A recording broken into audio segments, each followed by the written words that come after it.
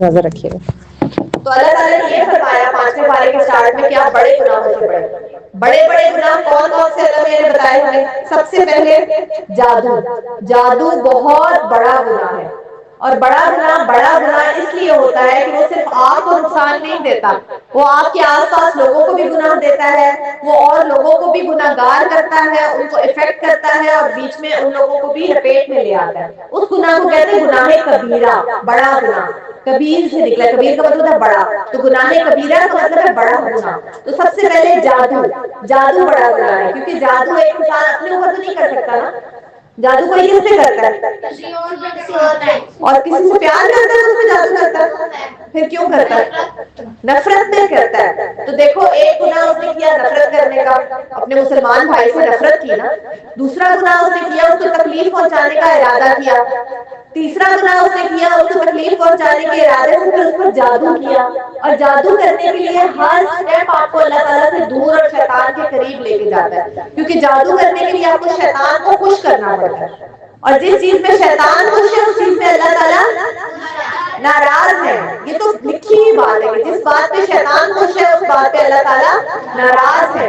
تو آپ کو جس کام پہ اللہ تعالیٰ کو ناراض کرنا پڑے سب سے بڑا گناہ, اور بھی اتنے سارے گناہ کرنے پڑے تو وہ گناہ کبیرہ بن جاتا ہے. تو سب سے پہلے جادو گناہ کبیرہ ہے. پھر دوسری اس پہ جھوٹ گناہ کبیرہ ہے, کیونکہ کہتے ہیں نا ایک جھوٹ کو چھپانے کے لیے آپ کو کتنے جھوٹ بولنے پڑتے ہیں, 100 جھوٹ بولنے پڑتے ہیں. اور ہم لوگ آج کل کتنے آرام سے جھوٹ بولتے رہتے ہیں نا, ہمیں فیل ہی نہیں ہوتا کہ ہم نے جھوٹ بولا, ہمیں محسوس ہی نہیں ہوتا کہ ہم نے ہماری زبان میں کتنا بڑا گناہ کیا ہے. جھوٹ اللہ کو سخت ناپسند ہے, جھوٹ آپ کے ایمان کو کھا جاتا ہے. اور ہم کتنے مزے سے جھوٹ بول رہے ہوتے ہیں, ٹیچر پوچھتی ہے ہوم ورک کیا تو ہم کہتے ہیں جی میم کیا لیکن کاپی گھر میں رہ گئی ہے, حالانکہ کاپی بیگ میں پڑی ہوتی ہے لیکن وہ ہوم ورک ہوا ہوا نہیں ہوتا, ہوم ورک سے خالی ہوتا ہے. تو ہم اپنی ڈیلی لائف میں اتنا جھوٹ بولتے ہیں کہ ہمیں جھوٹ فیل ہی نہیں ہوتا.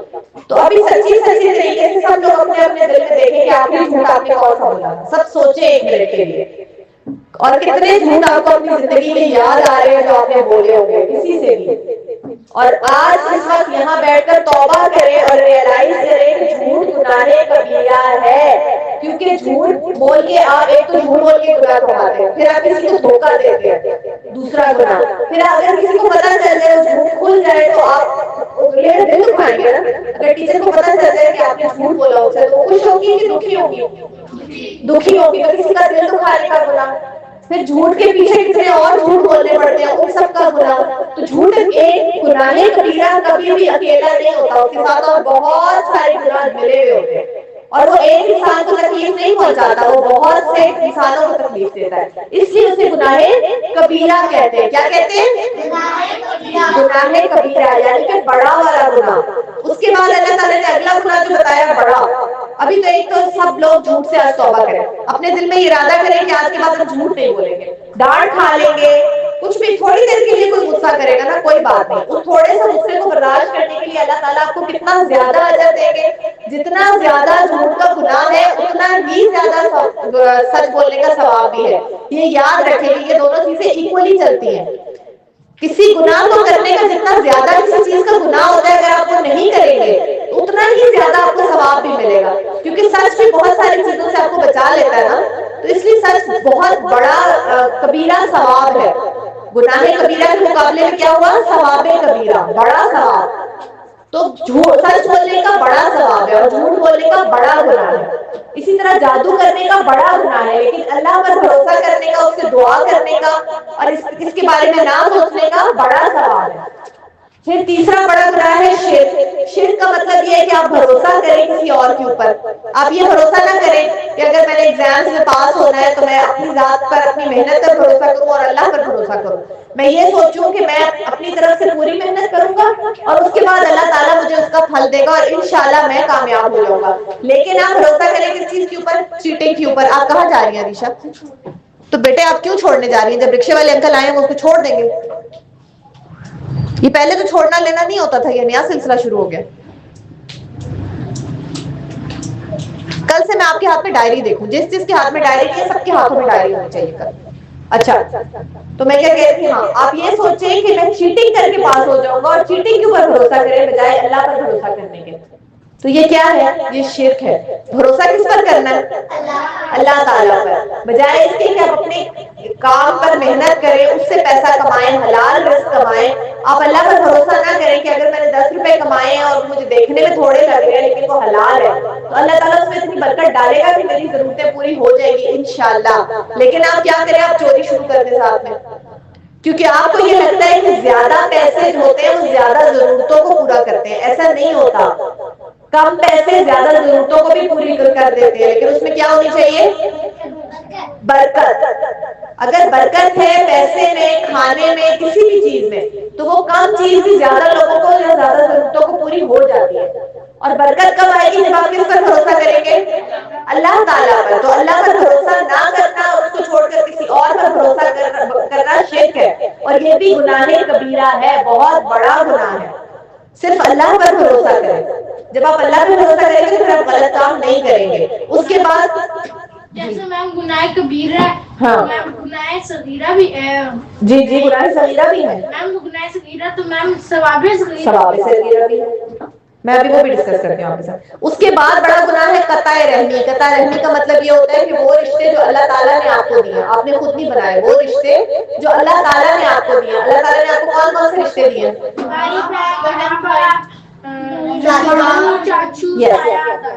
ماموں، چاچو، نانی، دادی، خالہ، پھوپھی، چچا، یہ تمام رشتے اللہ تعالیٰ نے آپ کو بنا کر، ان رشتوں کو توڑنے سے مراد یہ ان لوگوں سے بات چیت چھوڑ دینا. لڑائی کرنے کے بعد ان کا خیال رکھنا چھوڑ دینا، ان کو سلام دعا کرنا چھوڑ دینا، ان کے گھر آنا جانا چھوڑ دینا، اور بالکل ان سے اپنا رشتہ، مطلب رشتہ تو نہیں ٹوٹ سکتا لیکن تعلق ختم کر دینا.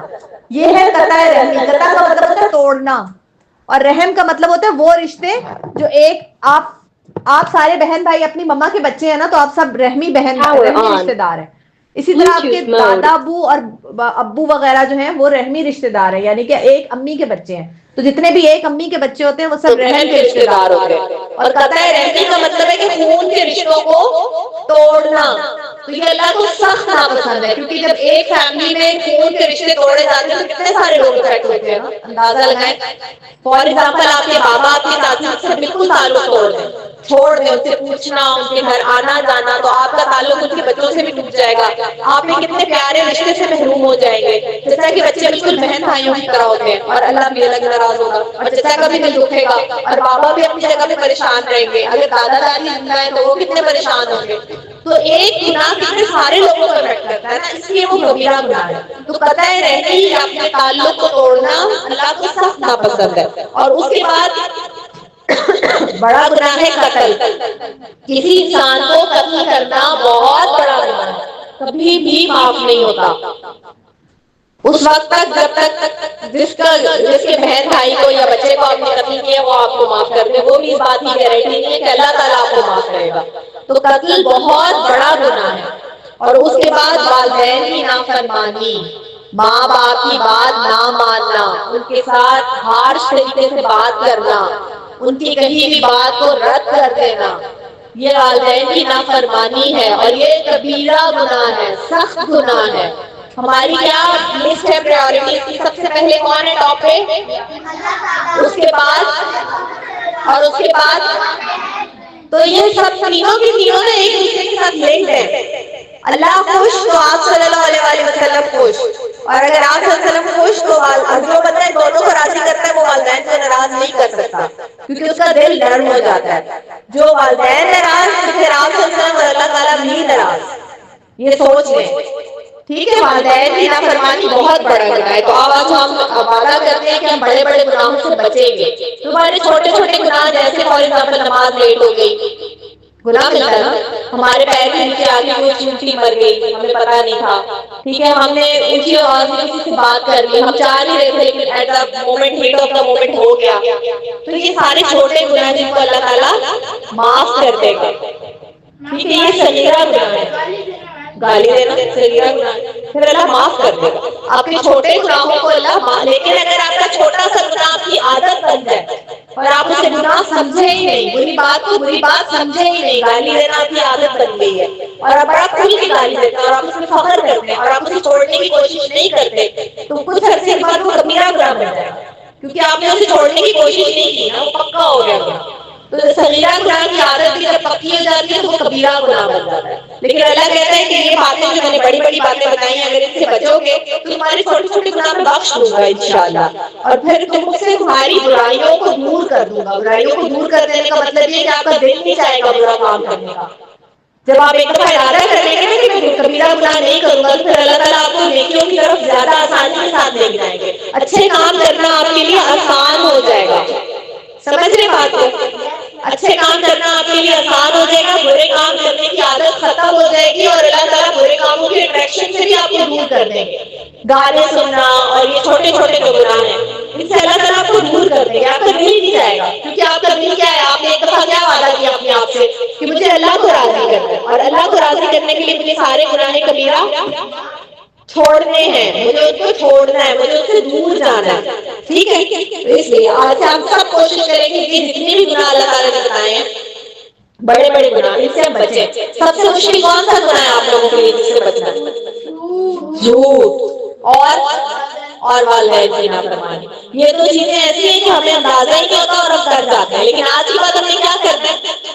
مائنڈ فل رہنا ہے، دماغ کو جگا کے رکھنا ہے کہ ہم نے یہ غلط کام نہیں کرتے. اپنے آپ سے بھی وعدہ کریں اور اپنے اللہ سے بھی وعدہ کریں. والدین کی کوئی بات اگر بری لگی ہے، کسی بات سے اختلاف ہے، تو والدین سے اختلاف ہو سکتا ہے، ایسی بات نہیں. کبھی کبھی ماما پاپا بھی تھوڑی سی زیادتی کر جاتے ہیں، لیکن ان کو یا انہیں آپ کی بات سمجھ میں نہیں آ رہی تو انہیں پیار سے سمجھائیں، نرمی سے سمجھائیں.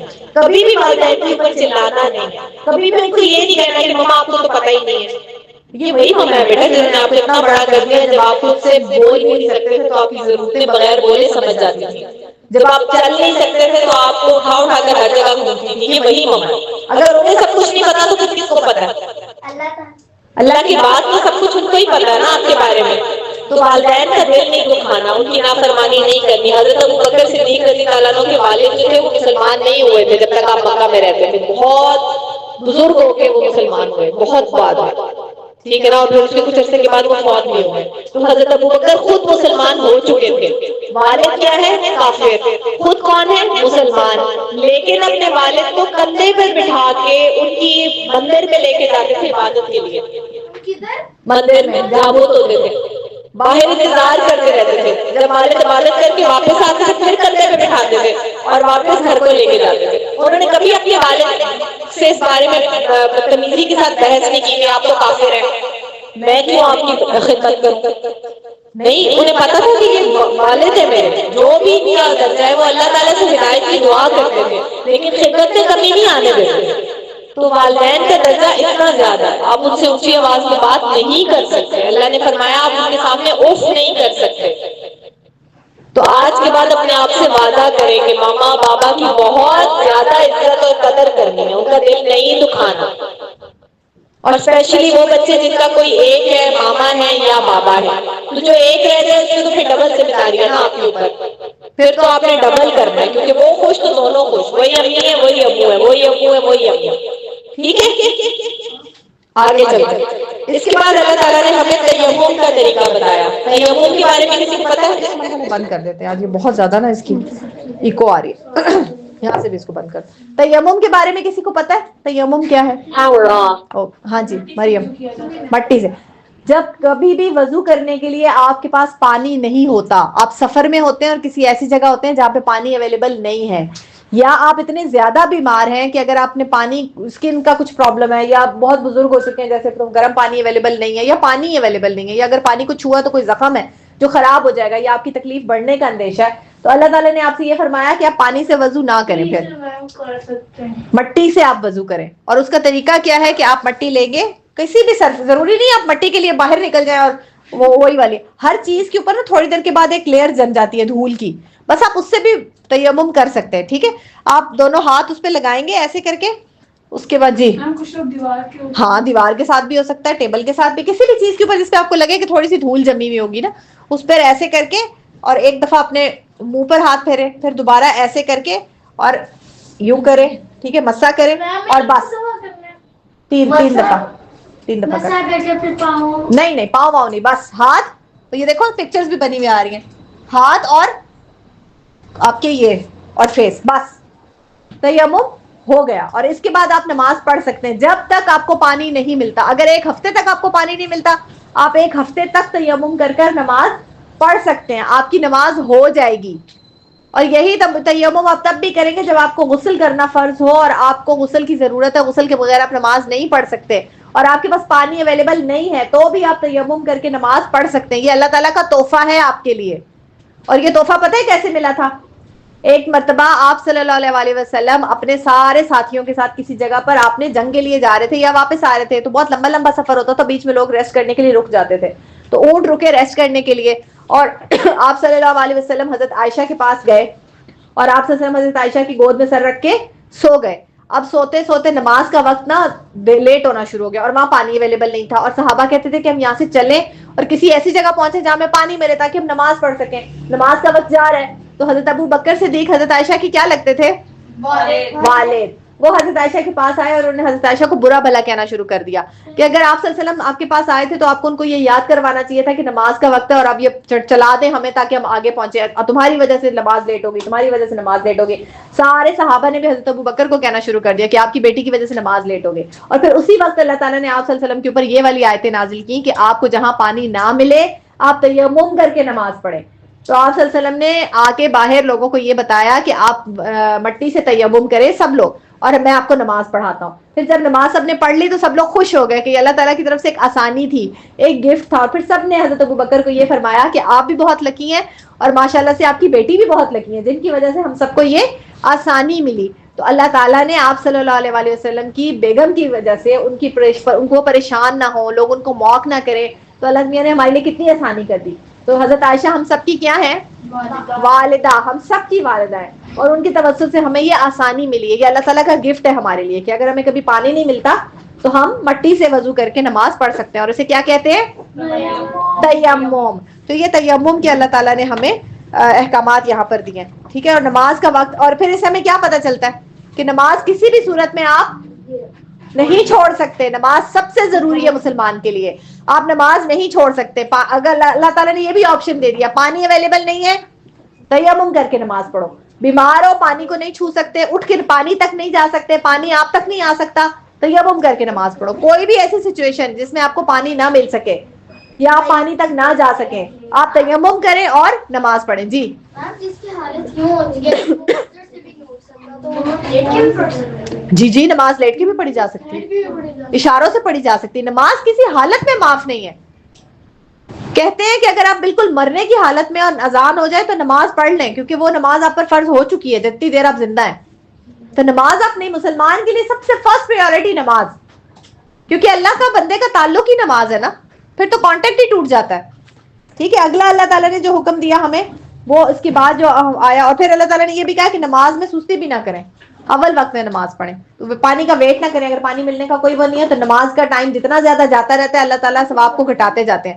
تو کوشش کیا کریں کہ اذان کے بعد فرسٹ پہلی اس میں نماز فرصت میں پڑھیں, ویٹ نہ کریں ٹائم کے گزرنے کا, پھر نماز لیٹ ہو جائے گی اور لیٹ نماز کا ثواب کم ہوتا ہے. جی میم اذان کے ساتھ نماز پڑھ سکتے ہیں؟ اذان کو ختم ہونے دیں پھر نماز پڑھیں. دوسری بات یہ کہ اللہ تعالیٰ نے یہ نہیں کہا کہ فار ایگزامپل آپ کسی پیشنٹ کو لے کر اپنی امی کے ساتھ ڈاکٹر کے پاس گئے ہیں اور ان کی طبیعت کافی خراب ہے, تو آپ امی کو بولیں کہ آپ ذرا خود چیک کرا لیجیے کہ میں نماز پڑھ کے آتا ہوں. نہیں, ایسی صورت میں آپ نماز کو ڈیلے کر سکتے ہیں, مجبوری کی حالت میں ڈیلے کر سکتے ہیں. اگر کوئی بہت ضروری کام ہے تو پھر آپ دو ملا کے بھی پڑھ سکتے ہیں. اگر آپ کی ظہر زیادہ لیٹ ہو گئی ہے تو آپ ظہر اور عصر کو اکٹھا پڑھ سکتے ہیں, عصر اور مغرب کو اکٹھا پڑھ سکتے ہیں, قضا نہیں ہوتی, وہ ہو جاتی ہے نماز.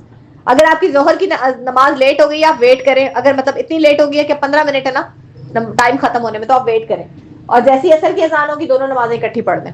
یہی ہوگا مغرب کے ساتھ, اگر عصر اور مغرب ملا کے پڑھنی ہے, یہی ہوگا اگر مغرب اور عشاء ملا کے پڑھنی ہے. لیکن وہ اللہ تعالیٰ, آپ خود کو تو یا لوگوں کو تو بتا سکتے ہیں مجبوری, اللہ کو پتہ ہے کہ مجبوری جنن تھی یا آپ نے بہانہ بنایا تھا. جی مریم. مغرب کی اذان سے کتنے ٹائم تک وہ ٹائم ہوتا ہے نماز پڑھنے کا؟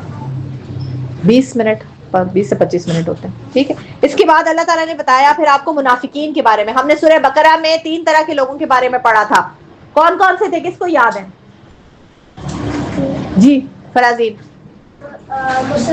مسلمان, کافر, منافق. اور منافق کون تھے, کون بتائے گا منافق کون ہوتے ہیں؟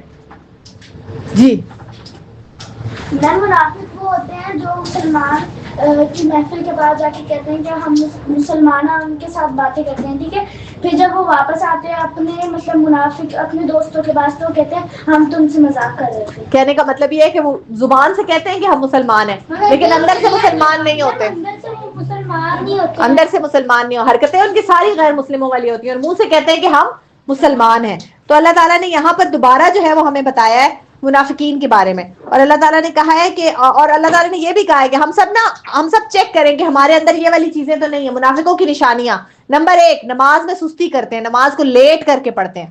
منافقین کی یہ نشانی ہے کیونکہ نماز میں ان کا دل نہیں لگتا، کیونکہ ان کو اللہ پر ایمان تو ہوتا نہیں ہے مکمل، اس لیے وہ نماز کو لیٹ کر کے پڑھتے ہیں. نمبر 2، زبان سے جو بات کرتے ہیں اس کو پورا نہیں کرتے، کہتے کچھ ہے کرتے کچھ اور ہے. جیسے آپ کو کوئی فرینڈ ہو، وہ آپ سے کہے کہ میں صبح آپ کے لیے، آپ ہوم ورک نہ کریں، میں صبح لے آؤں گا، آپ میرے سے دیکھ کے کر لیجیے گا. آپ اسے جب کال کریں نا کہ ہوم ورک بہت مشکل ہے، تو آپ کو کہے کہ آپ پریشان نہ ہو، میں صبح لے آؤں گا آپ کے لیے ہوم ورک، آپ میرے ہوم ورک سے دیکھ کے چیٹنگ کر کے ہوم ورک کر لیجیے گا. اور صبح جب آپ جائیں اسکول تو وہ کہے او ہو وہ تو میں لانا بھول گیا، اور وہ جنرلی نہیں بھولا تھا، وہ جان بوجھ کے بھولا. یہ ہے منافق. منافقین ایسے ہی کرتے تھے، جب انہیں فائدہ نظر آتا تھا مسلمانوں کے ساتھ تو مسلمانوں کے ساتھ مل جاتے تھے، اور جب کبھی کوئی مشکل حکم آتا تھا، جنگ کا حکم یا کسی قربانی کا حکم، پیسے دینے کا حکم جنگ کے لیے، تو پھر کیا کرتے تھے، کافروں کے ساتھ جا کے مل جاتے تھے. تو یہ ان کے 2 فیسز ہوتے ہیں، ایک فیس نہیں تھا، 2 فیس. ایکچوئل میں تو 2 فیسز نہیں ہوتے تھے نا، کہنے کا مطلب یہ ہے کہ 2، ان کو کہتے تھے کہ ہم تمہارے ساتھ ہیں اور ان کو کہتے تھے کہ ہم تمہارے ساتھ ہیں. تو ہم سب چیک کریں کہ یہ کوئی ایسی نہیں، ہاں وہ صرف اپنے تھے، جہاں انہیں اپنا فائدہ نظر آتا تھا نا وہ ادھر جاتے تھے. تو ہم یہ نوٹس کریں کہ ہمارے اندر تو یہ ساری چیزیں نہیں ہیں، کہیں ہم نماز میں سستی تو نہیں کرتے، کہیں ہم جو وعدہ کرتے ہیں اس کے خلاف تو نہیں کرتے، وعدہ کچھ اور کرتے ہیں کرتے کچھ اور ہے، ایسا تو نہیں ہے ہم، ٹھیک ہے نا. اور کیا ہم لوگوں کو دھوکہ تو نہیں دیتے، انہیں کہتے ہیں کہ ہم آپ کے فرینڈ ہیں لیکن اندر سے دل سے ہم ان کے دشمن ہوتے ہیں. امانت میں خیانت تو نہیں کرتے. اگر آپ کو کوئی انسان پسند نہیں ہے تو ٹھیک ہے، اٹس اوکے، کبھی کبھی لوگوں کی آپس میں نہیں بنتی ہے تو آپ اس سے السلام علیکم وعلیکم السلام رکھیں، بہت زیادہ اس کے ساتھ پھر گھلے ملے نہیں نا. لیکن آپ یہ بھی کہیں دل میں کہ یہ لڑکا مجھے اچھا نہیں لگتا، یہ لڑکی مجھے اچھی نہیں لگتی، اور اوپر سے آپ اس کے ساتھ جو ہے دوستی بنا کے رکھیں اس لیے کہ وہ پوزیشن ہولڈر ہے، تو یہ غلط بات ہے. جو آپ کے دل میں ہو وہی آپ کے فیس پہ بھی ہونا چاہیے، لیکن اگلے کا دل نہیں دکھانا، یہ یاد رکھیں، اگلے کا دل نہیں دکھانا، ٹھیک ہے نا. تو منافقین سے بچ کے رہنا ہے. اللہ تعالیٰ نے کہا. اور مومن کیسا ہوتا ہے، مومن کیسا ہوتا ہے، دل کا صاف، 24/7 مسلمان، ہر وقت اللہ کے حکم کے آگے سر جھکانے والا، جو کہہ دیتا ہے ایک مرتبہ میں ایمان لے آیا تو پھر اس کی خاطر سب کچھ کرنے کو تیار ہو جاتا ہے، یہ ہے مومن. اس کے بعد اللہ تعالیٰ نے ہمیں سلام کے آداب سکھائے. سلام کے لیے ہم کیا الفاظ بولتے ہیں، اور اس کا کیا مطلب ہے، السلام علیکم کا کیا مطلب ہے، یشلا بتائے گی، یشلا بتائے گی، چپ چپ چپ چپ چپ، یشلا بتائے گی. جی یشلا، السلام علیکم کا کیا مطلب ہے بیٹا،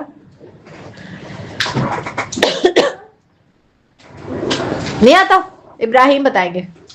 میم تم پر سلامتی ہو. سلامتی کا کیا مطلب ہے، سلامتی کا مطلب ہے ہر برائی سے، ہر گناہ سے، اور ہر اللہ تعالیٰ کی سزا سے بچ کے رہنا، شیطان کے حملوں سے بچ کے رہنا. اور اللہ کی مدد کے بغیر ہم بچ سکتے ہیں نہیں. تو جیسے اللہ تعالیٰ اپنی سلامتی میں، اپنی حفاظت میں، سلامتی کا مطلب ہے اللہ کی حفاظت میں، آپ پر اللہ کی حفاظت ہو، اللہ تعالیٰ آپ کو سلامت رکھے ہر بری چیز سے. کتنی اچھی دعا ہے نا، السلام علیکم. اور السلام علیکم کہنے پر کتنی نیکیاں ملتی ہیں، 10.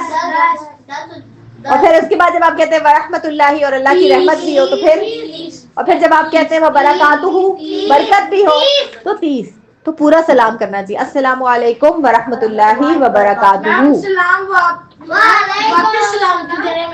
جی. اور سلام کے آداب میں یہ ہے کہ جب کوئی آپ کو سلام کرے تو آپ پر فرض ہو جاتا ہے کہ آپ اس کا جواب دیں، نمبر 1. نمبر 2 یہ کہ جب کوئی آپ کو سلام کے ساتھ کوئی دعا بھی دے، اگر کوئی آپ کو ایک دوسرے کو دعا دیتے ہیں، السلام علیکم ورحمۃ اللہ وبرکاتہ، کیسے ہیں آپ، اللہ تعالیٰ آپ کو خوش رکھے، تو آپ بھی اس دوسرے بندے کو اس سے اچھی دعا دیں، ایک دوسرے کو دعائیں دیا کریے. میں نے تو سچی بات ہے انسٹیٹیوشن میں یہ چیز بہت زیادہ میں نے نوٹس کی ہے کہ بچے سامنے سے گزر جاتے ہیں اور سلام نہیں کرتے، تو یہ بہت غلط بات ہے. ایک دوسرے کو بھی سلام کیا کیجیے، اپنی ٹیچرز کو بھی. سلام اتنا آسان ہے، اتنی آسانی سے آپ کو 30 نیکیاں مل جاتی ہیں. اور مسلمان کو تو سب سے زیادہ نیکیوں کی ضرورت رہتی ہے نا، ہے نا. ہمیں اپنے نیکیوں کے اکاؤنٹ کو بھرنا ہے نا، کہ اس میں ڈھیر ساری نیکیاں ہوں اور آخرت میں پھر ہم ان نیکیوں کی وجہ سے جنت میں چلے جائیں. تو کتنی آسانی سے اللہ تعالیٰ آپ کو اتنی ساری نیکیاں دے رہے ہیں. صرف کیا کہنا ہے، السلام علیکم ورحمۃ اللہ وبرکاتہ، اور اس کے ساتھ کیا کرنا ہے، स्माइल बिकॉज इट्स सुन्ना। तो हमें स्माइल करके कहना है अस्सलाम वालेकुम व रहमतुल्लाहि व बरकातुहू। तो कितनी सारी नेकियां हमें मिल गई। मुस्कुराने के सदके का सवाब अलग, सलाम करने का सवाब अलग। और फिर सलाम के कुछ आदाब भी हैं, सलाम के आदाब भी हैं, सलाम के आदाब ये हैं। और आप सल्लल्लाहु अलैहि वसल्लम ने ये फरमाया था कि आपस में ज्यादा से ज्यादा सलाम किया करो, ये मोहब्बत को बढ़ाता है। आप सल्लल्लाहु अलैहि वसल्लम ने भी हुक्म दे दिया कि सलाम को अब तो बहुत ज्यादा जरूरी हो गया सलाम करना, है ना। और फिर इसका वो ये है कि जो बाहर से आए वो बैठे, वो जो मतलब एक रूम में आप एंटर होते हैं बाहर से, तो जो बाहर से आ रहा है वो सलाम करेगा, जो खड़ा हुआ है वो बैठे हुए को सलाम करेगा, जो चल रहा है वो रुके हुए को सलाम करेगा, और जो घर से निकल रहा है जा रहा है वो जो बैठे हुए हैं और दूसरा बंदा जा रहा है तो वो जाता हुआ जो बंदा है वो सलाम करेगा। तो घर से निकलते वक्त भी सलाम किया कीजिए, घर जाते हुए भी सलाम किया कीजिए, और छोटे अपने बड़ों को सलाम करेंगे। जी मैम, जब हम लोग घर में एंटर होने लगते हैं, घर में कोई नहीं होता, तब भी सलाम करना चाहिए। फरिश्ते होते हैं, बिल्कुल बिल्कुल, very good very good very good. तो ये अल्लाह का हुक्म है और हमें इसे करना है और खुशी के साथ करना है। जी बेटे, अल्लाह हाफिज का मतलब अल्लाह की हिफाजत में, लेकिन अस्सलाम वालेकुम उससे ज्यादा बेहतर और अच्छी दुआ है ना। तो कोशिश करें आते हुए भी जाते हुए भी अस्सलाम वालेकुम आप कह सकते हैं। फी अमान अल्लाह का भी मतलब अल्लाह की अमान में दिया, मतलब इन सब का एक जितना है, लेकिन चूंकि अस्सलाम वालेकुम आप सल्लल्लाहु अलैहि वसल्लम ने हमें सजेस्ट किया है ना, तो वो ज्यादा बेहतर दुआ है। तो कोशिश करें कि अस्सलाम वालेकुम व रहमतुल्लाह, और इस पर नेकियों का वादा है, फी अमान अल्लाह पर नेकियों का वादा नहीं है, ठीक है ना। तो इसलिए वो दुआ करें जिस पर नेकियों का वादा अल्लाह ने किया है, ठीक है। अच्छा, इसके बाद फिर अल्लाह ताला ने हमें बताया दो तरह की नमाज के लिए। एक नमाज वो जब आप सफर में होते हैं, तो अल्लाह ताला ने एक और गिफ्ट आपको दिया है। जब आप सफर में होते हैं तो आपकी नमाज आधी हो जाती है, ठीक है। हाँ, क्योंकि जब आप सफर में होते हैं तो आप घर वाला कंफर्ट तो आपको नहीं मिलता ना, आसानी से कहीं पे भी जाए नमाज मिल जाएगी। कभी मैम बस में मिलता है मैम, जो दूसरी मसाज बस होती है। हाँ, लेकिन हर जगह पे नहीं मिलता ना आपको। वजू के लिए पानी इजीली अवेलेबल नहीं होगा, नमाज के वक्त पे आपको नमाज का बहुत इजीली वो नहीं है तमाम आप कर पाते। इसलिए अल्लाह ताला ने गिफ्ट के तौर पे क्या किया, आपके लिए नमाज को आधा कर दिया। जब आप सफर में हैं तो नमाजें आप अपने टाइम पे ही पढ़ेंगे, लेकिन आधी पढ़ेंगे। जैसे फजर की तो उतनी ही रहेगी क्योंकि दो ही रखते हैं। जोहर की आपकी कितनी फर्ज रखते हैं, तो वो कितनी हो जाएंगी, दो, आपको दो पढ़नी है। असर की कितनी रखते हैं, चार। तो कसर में कितनी हो जाएगी, मगरिब की तीन ही रहेगी, वो तीन ही रहेंगी क्योंकि वो ऑड नंबर है। इसी तरह इशा की कितनी रखते हैं फर्ज की, तो वो कितनी हो जाएंगी, दो। अल्लाह ताला ने आपके लिए आसानी कर दी, नमाज को आधा कर दिया। आपने सफर में प्रेफरेबली सुन्नत और नवाफिल नहीं पढ़ने होते। क्यों मैम? आप पर बोझ नहीं है उसका, वितर पढ़ना होता है वितर, लेकिन आप एक भी पढ़ सकते हैं उसमें क्योंकि वितर वाजिब है ना। तो लेकिन अगर ना भी बहुत अर्जेंसी और नहीं पढ़ सकते तो कम से कम फर्ज पढ़ ले, वितर छूट जाए तो इट्स ओके। आप अगर किसी सफर की किसी ऐसे, अगर आप सफर में फिर सुकून में आ जाते हैं, किसी जगह पे ठहर जाते हैं, फिर आप चाहे तो सुन्नत भी पढ़ सकते हैं, लेकिन ऑब्लिगेटरी नहीं है, आपको छूट है, चाहे तो पढ़े चाहे तो। कुछ सहाबा पढ़ते थे और कुछ सहाबा कहते थे कि अल्लाह ताला ने हमें छूट दी हुई है, हम क्यों पढ़े। तो दोनों में से जो चीज आप चाहें वो आप कर सकते हैं। दूसरी नमाज है नमाज खौफ। नमाज खौफ के बारे में किसी को पता है, सलातुल खौफ? हाँ जी मरियम। मैम, वो जब के टाइम में जब गज़वा हुआ करती ना, तो ये डर होता था कि अगर हम नमाज शुरू कर देंगे ना तो पीछे से दुश्मन का हमला। हाँ, जंग के दौरान भी नमाज माफ नहीं है मैम। जंग के दौरान मैम कुछ बंदे नमाज पढ़े मैम। हाँ, यही जंग में भी नमाज माफ नहीं है। नमाज सबसे पहली जिम्मेदारी है मुसलमान की। जंग में कितनी मुश्किल होती है, इंसान को अपनी जान का भी डर होता है, आप शहीद भी हो सकते हैं। हाँ नहीं बेटा, फिर उसमें तो वो होश में ही नहीं है, तो उसमें कैसे फिर नमाज पढ़ेगा, वो नमाज उसमें फर्ज ही नहीं है ना, वो होश में जो नहीं है इसलिए। तो सलातुल खौफ का मतलब है जंग के दौरान नमाज पढ़ना। जंग में आधे लोग नमाज पढ़ेंगे, आधे लोग उनकी हिफाजत करेंगे, और फिर जो नमाज पढ़ चुके हैं वो हिफाजत पर आ जाएंगे और फिर दूसरे लोग नमाज पढ़ेंगे। जंग में इस तरह से नमाज पढ़ी जाती है। जी सफर में हमें पता नहीं किस तरफ कब है, तो हम लोग जिस तरफ समझ में आए, हाँ जिस तरफ आपको, अगर कोई बताने वाला भी नहीं है और आपको समझ में नहीं आ रहा किबला किस तरफ है, जिस तरफ आपका दिल कहता है उस तरफ मुंह करके नमाज पढ़ ले, नमाज हो जाएगी, ठीक है जी। अगर कोई नमाज कोई चीज आ रही तो उसी वक्त, अगर आपको जान का खौफ हो तो आप नमाज तोड़ सकते हैं, खौफ में आ जाते हैं ना, वो फिर आप बाद में नमाज अपनी पूरी कर लेंगे इंशाल्लाह, ठीक है। तो ये भी अल्लाह ताला की तरफ, हमारी तरफ से, अल्लाह ताला की तरफ से हमारे लिए गिफ्ट है। दो तरह की नमाज है, सलातुल खौफ और सलातुल कसर। जी हाँ, नीचे लिखा हुआ बेटा खौफ और कसर। जी میں ایک چیز پوچھ رہی تھی. جی جب ہم کہیں اسٹے کرتے ہیں تو اس حساب سے نماز کا سب کچھ لوگ کہتے ہیں کہ کچھ ٹائم پیریڈ کے لیے ہمیں نماز وہاں پڑھنی ہے. اینڈ پہ کرتے ہیں کیونکہ 10 منٹ رہ گئے, مجھے پارا ختم کرنا ہے, ٹھیک ہے.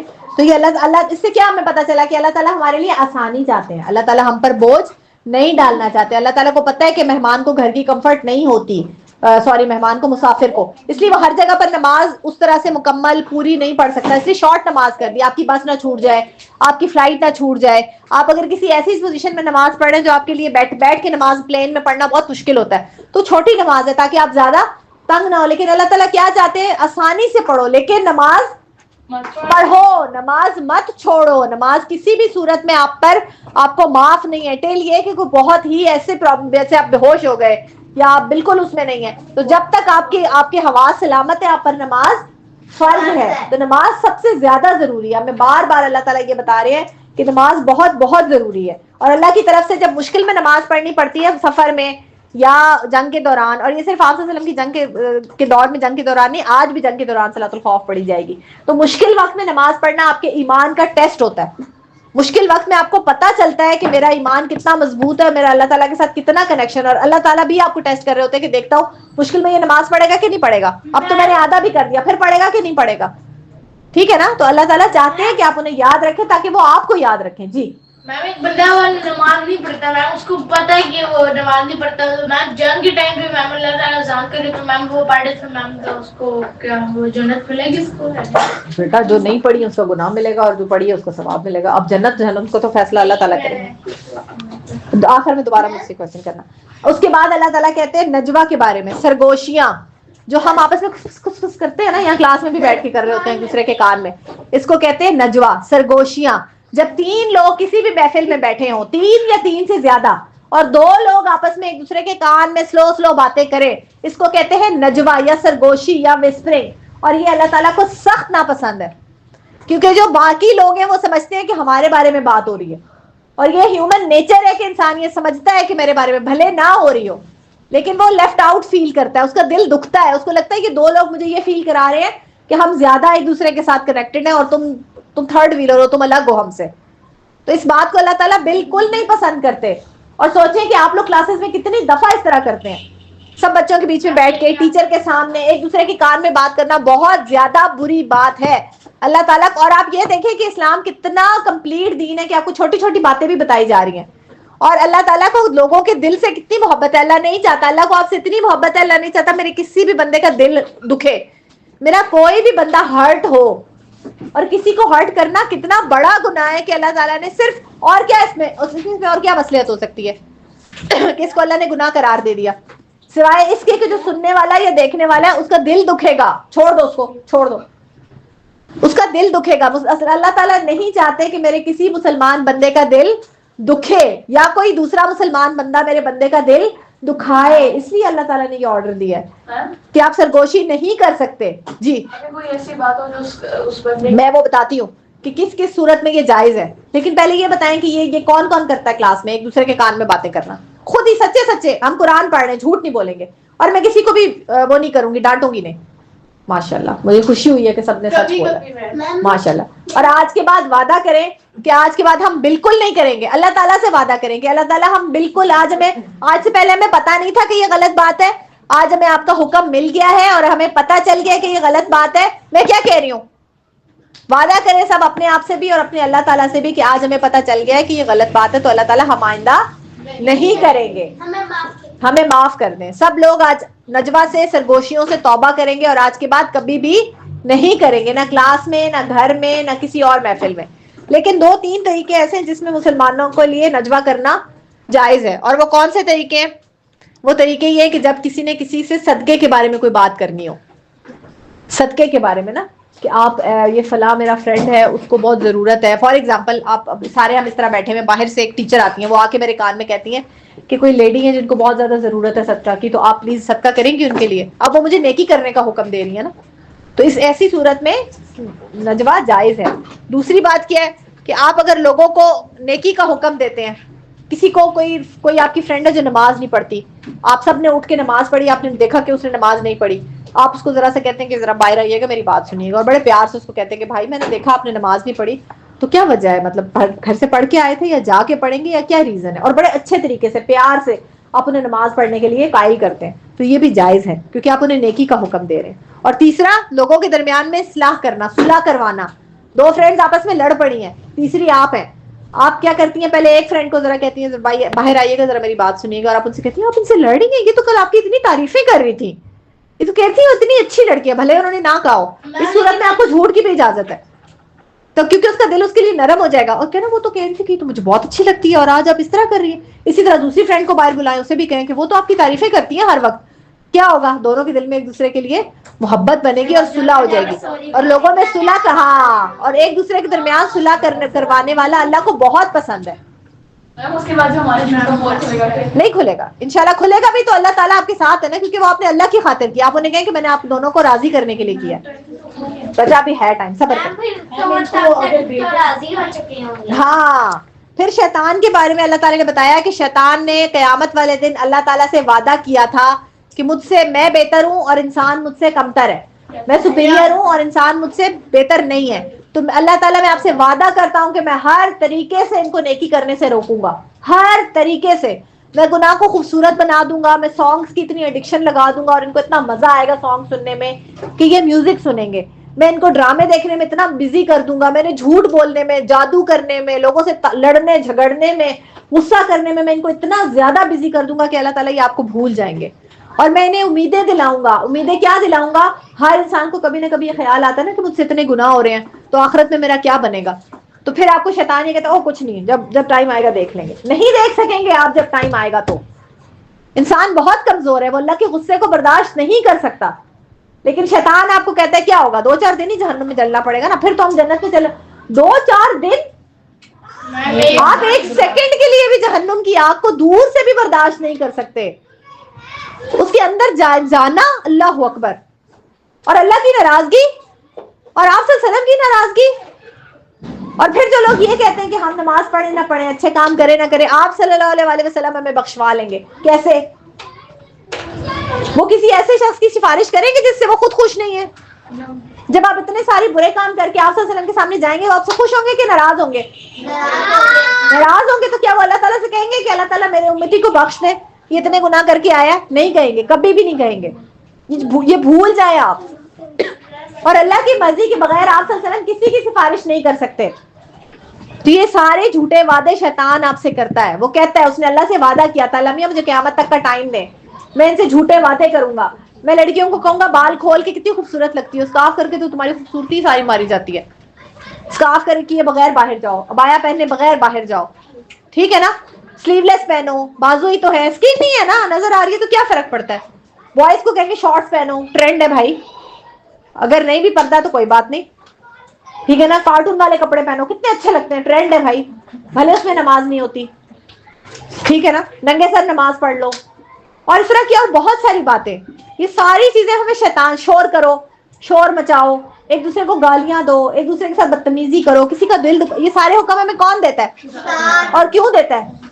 کیونکہ وہ ہمیں جنت میں جانے سے روکنا چاہتا ہے. اور اللہ تعالیٰ آپ کو قرآن میں کہہ رہے ہیں کہ شیطان آپ کا سب سے بڑا دشمن ہے اور وہ ایک مشن کے اوپر ہے اور وہ بہت پلاننگ کے ساتھ چلتا ہے. تو آپ جو ہے نا, آپ اس سے بچ کے رہو, وعدہ کرو اپنے آپ سے بھی. اور جب آپ کو شیطان دل میں گندے گندے خیال ڈالتا ہے, اچھے کام کرنے کا دل نہیں کرتا, تو آپ کو کیا کرنا ہے؟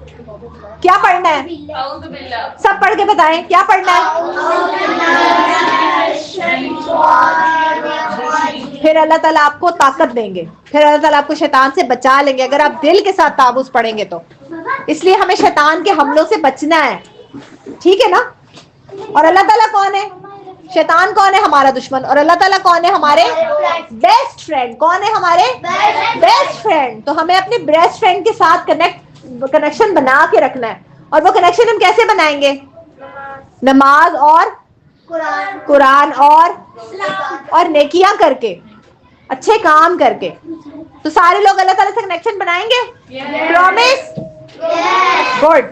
رمضان اس چیز کا بیسٹ وقت ہوتا ہے کہ آپ اللہ سے کنیکشن بنائیں, ٹھیک ہے. اب ہم ذرا دیکھ لیتے ہیں ہم نے آج کیا کیا پڑھا. سب سے پہلے ہم نے کیا پڑھا تھا؟ گناہوں سے بچنا ہے, بڑے بڑے گناہوں سے بچنا ہے. پھر ہمیں والدین کی نافرمانی, پھر ہمیں تیمم کے بارے میں بتایا اللہ تعالیٰ نے. پھر ہمیں منافقین کے بارے میں بتایا کہ وہ نماز میں سستی کرتے ہیں اور جھوٹ بولتے ہیں. اور پھر سلام کے بارے میں بتایا. پھر اللہ تعالیٰ نے ہمیں 2 طرح کی نمازوں کے بارے میں بتایا, صلاۃ الخوف اور صلاۃ القصر. جو سفر میں نماز پڑھتے ہیں اسے کیا کہتے ہیں؟ قصر نماز. ٹھیک ہے. پھر اللہ تعالیٰ نے ہمیں سیکرٹ باتیں وسپرنگ کرنے سے, سرگوشیاں کرنے سے منع کیا. پھر اللہ تعالیٰ نے ہمیں یہ بتایا کہ شیطان جو ہے اس کے وعدے نہیں سننے اور اس کی باتوں پر نہیں چلنا, ہمیں اللہ کی بات ماننی ہے. سمجھ میں آ گیا جی بیٹے؟ ہمیں کسی بھی حالت میں نماز کو نہیں چھوڑنا. ماشاء اللہ.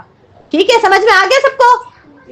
اور جو وعدے میں نے کہے تھے سب نے کیے اپنے آپ سے کہ ہم نے جھوٹ نہیں بولنا, نماز نہیں لیٹ کرنی, اور آپس میں سیکرٹ سرگوشیاں نہیں کرنی. چلے ماشاء اللہ. بات کر سکتے ہیں نا. ہاں بعد میں بات کر سکتے ہیں.